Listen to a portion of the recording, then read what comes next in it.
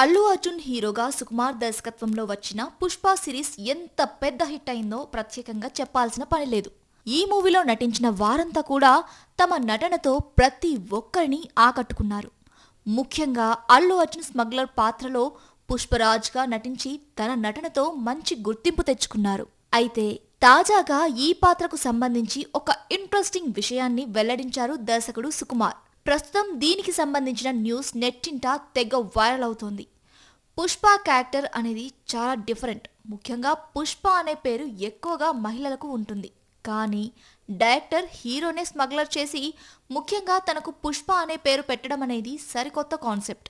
అయితే పుష్ప సినిమాలో ఇలా అల్లు అర్జున్ కు పేరు పెట్టడం వెనుక ఓ స్మగ్లర్ ఉన్నారంటున్నారు దర్శకుడు సుకుమార్. ఆయన తాజాగా ఓ ఈవెంట్ లో పాల్గొని పుష్ప సినిమాకు సంబంధించిన షాకింగ్ సీక్రెట్స్ రివీల్ చేశారు. సుకుమార్ మాట్లాడుతూ, నేను పుష్ప సినిమా తీయాలి అనుకున్నప్పుడు పుష్పరాజ్ అనే ఓ స్మగ్లర్ను కలిశానన్నారు.